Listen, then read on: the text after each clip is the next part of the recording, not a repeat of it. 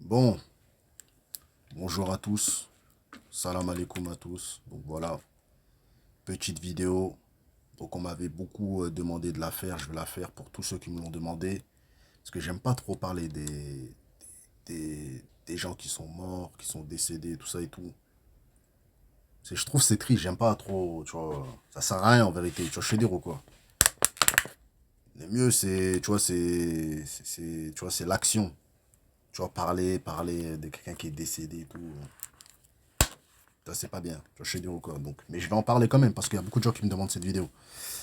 Donc, GMX, mes frères et sœurs, mort d'une overdose, bah, en fait,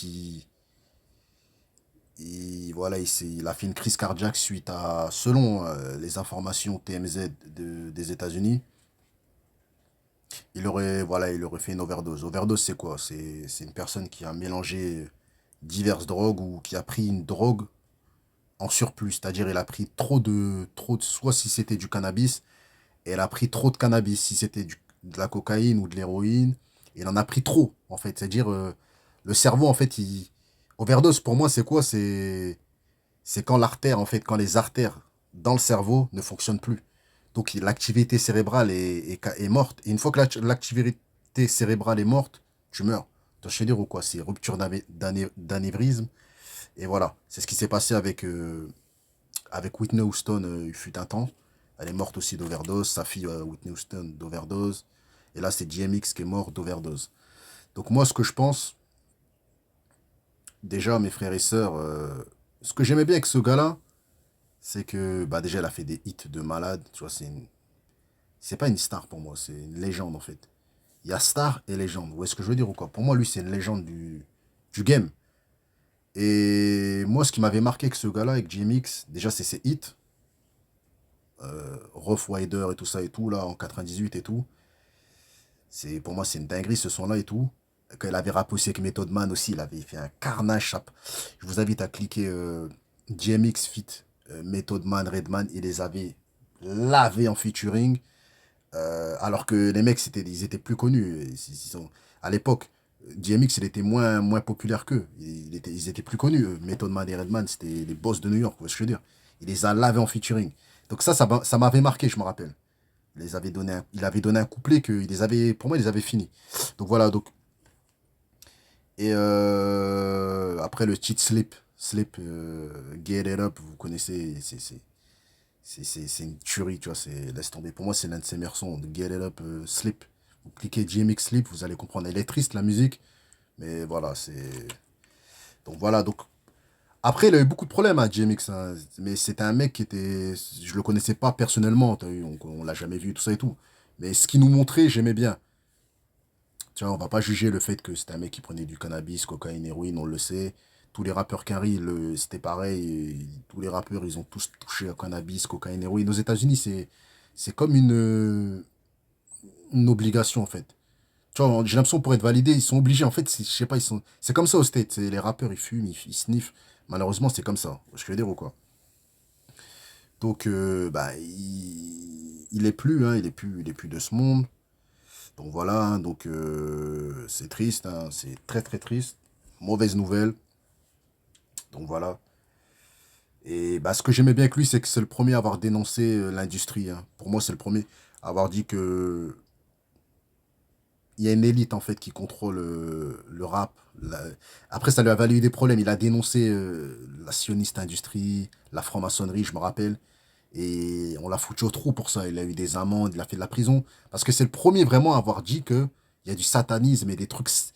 Il a dit, voilà, il a même dit qu'il a vendu son âme au diable. Il a fait des chansons, Lord Give Me a Sign, je me rappelle, où il demandait pardon à Dieu par rapport à, à ses péchés, tout ça et tout. Donc c'est vraiment un gars qui a été dans l'industrie, qui a dénoncé l'industrie, qui a dénoncé le satanisme. Sans mentir, il a dit clairement, il a vendu son âme au diable. Donc voilà, il a tout dit, en fait. Et il a dit qu'il fallait passer par là pour être au numéro un, pour percer dans la... Il a tout dit, en fait. Donc voilà, donc voilà, donc il est mort un vendredi, le jour de la mort de Jésus-Christ. Donc voilà, donc c'était vendredi dernier et j'allais dire il ressuscite, je suis un ouf. Et il meurt, on débranche son appareil, il a fait une semaine dans le coma le vendredi qui arrive, c'est-à-dire aujourd'hui, 7 jours après. Donc voilà. Donc il meurt, on peut dire, un jour béni, mais sous des conditions de overdose, c'est-à-dire de drogue et tout ça et tout. Donc pour terminer ce message-là, c'est pas un exemple de prendre la drogue. D'ailleurs, il a jamais fait montrer aux gens quand il fumait ou quand il tapait des rails ou je sais pas quoi et tout ça et tout. Donc il était quand même conscient que, parce que voilà, il est très populaire, qu'il était suivi par beaucoup de gens. Moi, j'ai jamais vu DMX en train de rouler un pet ou en train de, peut-être en train de boire et tout ça dans des trucs et tout. J'ai jamais vu montrer ce qu'il faisait et tout ça et tout. Parce qu'il y en a, ils le font. Il faut montrer ce qu'il fait. Ce qu'il faisait et tout ça et tout. Il y a des rappeurs américains, ils tapent devant les caméras, ils s'en foutent. Lui, il a toujours caché tout ça, ces trucs-là. Donc voilà. Donc grosse force à lui pour sa carrière et c'est chaud, mes frères et sœurs. Là, vous allez sur TikTok, vous allez voir que GMX, GMX, GMX, GMX, il n'y a que ça.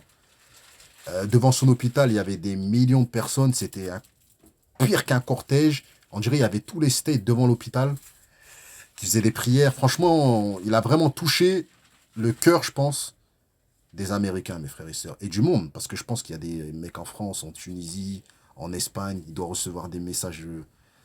La boîte mail de ses parents doit être hyper blindée. Et voilà, il y a beaucoup de gens qui n'y croient pas parce que voilà, c'est GMX, quoi. On s'y attendait pas, tu vois. En plus, il y a encore 3 semaines, il faisait des interviews et tu vois, c'est un truc de ouf, la vie, hein. C'est une dinguerie, mes frères et sœurs. Donc voilà, c'est une vidéo qui ne sera pas monétisée. On le fait vraiment parce qu'on l'aimait bien quand même. Et voilà. Je pense avoir tout résumé, les gars. J'espère que cette vidéo, elle aura plu. Même si c'est une vidéo triste. Donc, le dernier conseil que j'ai à dire, c'est ne prenez pas de drogue. Si vous voulez pas que l'activité cérébrale elle fonctionne plus et que vous vous retrouvez overdose et rupture d'anévrisme et dans le coma. Moi, je suis pas quelqu'un qui prend de drogue. Je fume pas de drogue. Je sniffe pas.